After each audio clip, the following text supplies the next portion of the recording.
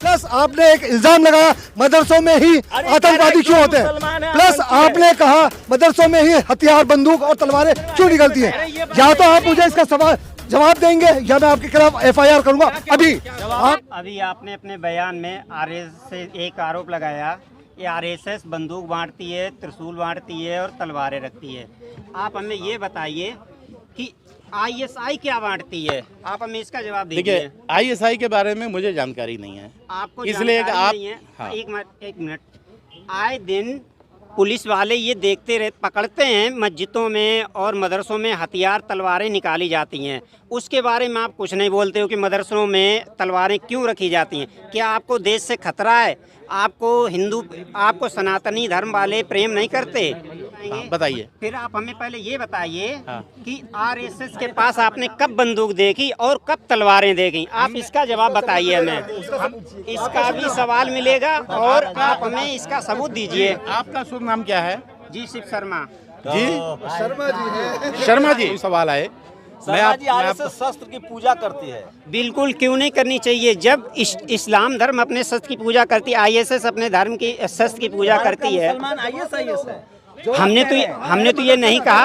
एक मिनट, हमने मुसलमानों को आईएसआई नहीं बोला, हमने आईएसआई को बोला। हमने मुसलमानों को नहीं बोला। क्या संबंध है भारत के मुसलमानों से? आपको क्या लगता है?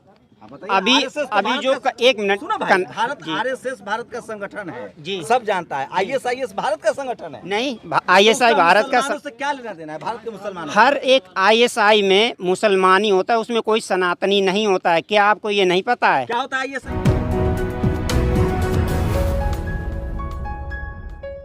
मेन स्ट्रीम मीडिया के धार्मिक उन्माद फैलाने के बाद अब पत्रकारों के भेष में आरएसएस समर्थक सड़कों पर धार्मिक उन्माद फैलाने के लिए निकल आए हैं। मुस्लिमों पर गंभीर आरोप लगा रहे हैं। इतना ही नहीं, मदरसों में हथियार रखने की झूठी खबरें भी चला रहे हैं। जी हाँ दोस्तों, मैं हूँ इंजीनियर स्नेहा और आप देख रहे हैं द थिंक। आज दिल्ली के जंतर मंतर पर social democratic party of India की तरफ से एक प्रोटेस्ट हुआ और इस प्रोटेस्ट के माध्यम से जो मुस्लिम नेता है वो अपनी बात रख रहे थे और इसी बीच एक आरएसएस का समर्थक पत्रकार के भेष में पहुंचा और मुस्लिमों को टारगेट करता हुआ पकड़ा गया। इसे टारगेट करने वाले, इसकी पोल खोलने वाले दूसरे तीसरे कोई नहीं, बहुजन मीडिया के ही लोग हैं। एक नेशनल दस्तक और द जनता लाइव के पत्रकारों ने इस आरएसएस समर्थक की, इस आरएसएस के आदमी की, आरएसएस के व्यक्ति की पहचान की और उसके सवालों से उसे ही घेर दिया।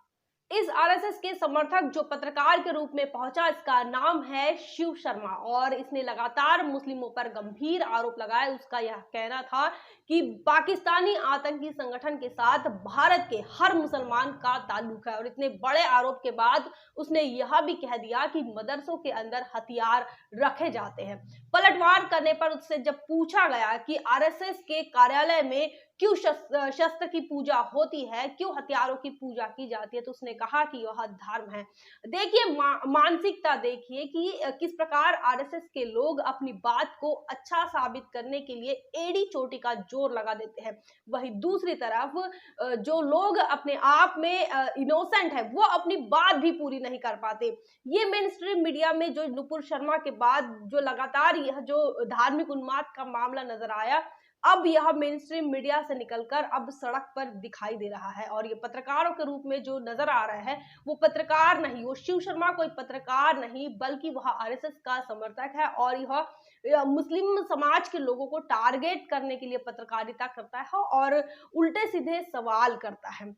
सवाल ऐसा होना चाहिए कि क्या भारत का मुसलमान देश का नागरिक नहीं है? जिसे संविधान उसे भारत का नागरिक बनाता है, तो इस आरएसएस के समर्थकों का क्या रोल है कि वो उन्हें भारत का नागरिक नहीं मानते? जो भारत का संविधान उन्हें दर्जा देता है, चाहे वो इस देश के अंदर सम्मान के साथ जीने का हो, चाहे वोट का हो, चाहे फिर प्रोटेस्ट करने का हो, अपनी अभिव्यक्ति को व्यक्त करने का हो, उन तमाम बातों को लेकर आरएसएस के लोग क्यों चिंतित होते हैं और उन्हें क्यों तकलीफ होती है कि जब कोई माइनॉरिटी के लोग अपनी हक अधिकार के लिए बात करते हैं तो उनके ऊपर इस प्रकार के एलिगेशन लगाकर उन्हें दबाने की कोशिश किया जाता है। वहीं दूसरी तरफ अगर आप देखें जहांगीरपुरी की अगर आप बात ले लेते हैं तो जहांगीरपुरी में जो तलवारें निकलकर लेकर जो लोग नजर आए सड़कों पर, वो लोग कौन थे? वो आरएसएस के जो सहयोगी संगठन है, बजरंग दल है, विहिप है, विश्व हिंदू परिषद है, उसके लोग, उस संगठन के लोग तलवार लेकर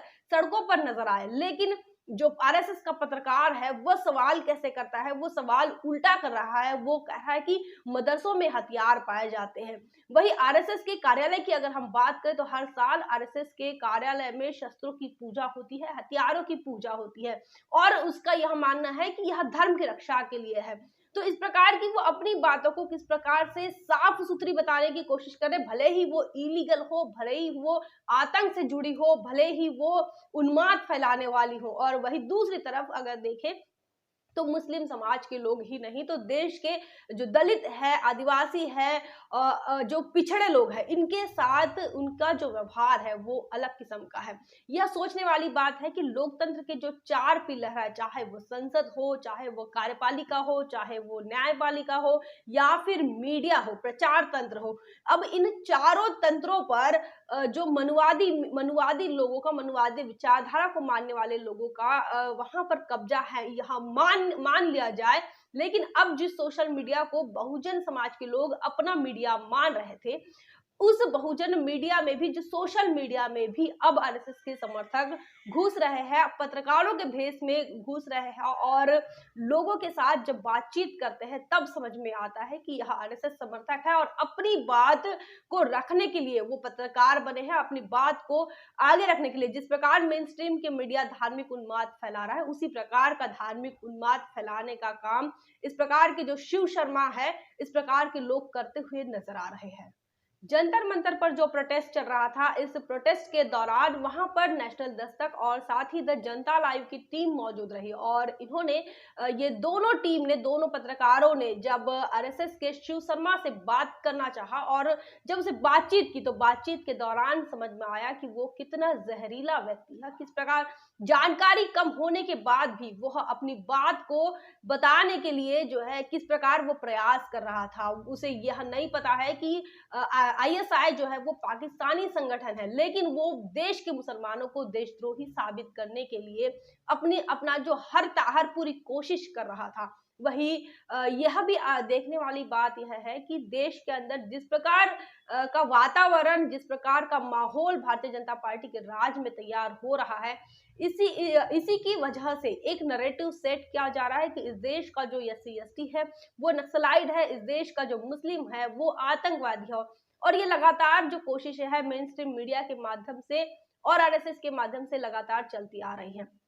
जो भारतीय जनता पार्टी का समर्थक है, जो भारतीय जनता पार्टी को अच्छा कहता है, जो भारतीय जनता पार्टी के हर फैसले को सराहता है, हर फैसले की तारीफ करता है, चाहे वो उसे अंधभक्ति आप कह लो, चाहे महंगाई पर जो तालियां पीटते हैं, कोरोना की वजह से जिस प्रकार देश का 2 साल नुकसान हुआ, उन तमाम बातों को लेकर जो लोग वाहवाही करते हैं मोदी सरकार की कहो, भारतीय जनता पार्टी की कहो या फिर आरएसएस के हिंदू एजेंडे की कहो, वो तमाम लोग अच्छे हैं। जो लोग सवाल पूछते हैं कि जीएसटी क्यों बढ़ गई, अनाज पर क्यों जीएसटी बढ़ गई, वो लोग देशद्रोही है। जो पूछता है कि महंगाई क्यों बढ़ रही है, वो देशद्रोही है। जो इंफ्रास्ट्रक्चर की बात जिस भारतीय जनता पार्टी ने किया, उस इंफ्रास्ट्रक्चर की बात जिन लोगों ने पूछा, वो देशद्रोही है, वो आतंकी है। इस प्रकार का एक नैरेटिव सेट करने का काम बड़ी तादाद में हो रहा है। और यह जो उदाहरण है शिव शर्मा का, ये शिव शर्मा उसी उदाहरण के तहत आज हमारे साथ पत्रकारों की भीड़ में नजर आ रहा है और अपनी बात, अपने आइडियोलॉजी की बात जो वो आरएसएस के कैडर से सीख कर आता है, वो बात अब वो सड़कों पर कर रहा है। इतना ही नहीं तो आमने सामने बात कर रहा है और मुस्लिम समाज पर बड़े गंभीर आरोप लगाते हुए नजर आ रहा है। मुस्लिम समाज के मदरसों में जो पढ़ाई लिखाई होती है, जो एजुकेशन वहां डेवलप किया जाता है, उस बात को लेकर वो नहीं कह रहा है, वो बल्कि उसे उल्टा करके बताने की कोशिश कर रहा है कि उसका यह कहना है कि मदरसों के अंदर हथियार रखे जाते हैं। वो ये नहीं बता रहा है कि आरएसएस, विश्व हिंदू परिषद और बजरंग दल के माध्यम से जिस प्रकार एट्रोसिटीज होती है, जिस प्रकार लोगों को मारा जाता है, पीटा जाता है, किसी की मूंछ रखने पर, घोड़ी चढ़ने पर, इन तमाम बातों को लेकर उन्हें कोई मतलब नहीं है। मतलब उनको इस बात से है कि किस प्रकार इस देश का SC, ST और मुस्लिम माइनॉरिटीज देश का नहीं है। भले भारतीय संविधान उन्हें अवसर की समानता प्रदान करे, भारतीय संविधान उन्हें शिक्षा का अधिकार प्रदान करे, भारतीय संविधान उन्हें वोट का अधिकार दे, उन्हें अभिव्यक्ति की आजादी दे, लेकिन आरएसएस के लोग जो है वो इन तमाम बातों को नहीं मानते, क्योंकि वो मनुस्मृति को मानते हैं और मनुस्मृति लागू करने का ही उनका एजेंडा है। और उस एजेंडे को लेकर वो एक कदम और निकल पड़े हैं। सोशल मीडिया के अंदर भी अपने पत्रकारों को एंटर करवा रहे हैं और सोशल मीडिया के माध्यम से इस प्रकार का उन्माद फैलाने की एक और बड़ी कोशिश होती हुई नजर आ रही है। इस संदर्भ में आपको क्या लगता है, इसकी गंभीरता को आप कितना समझते हैं, कमेंट करके जरूर बताएं। बने रहे द थिंग पर। जय भीम, जय भारत।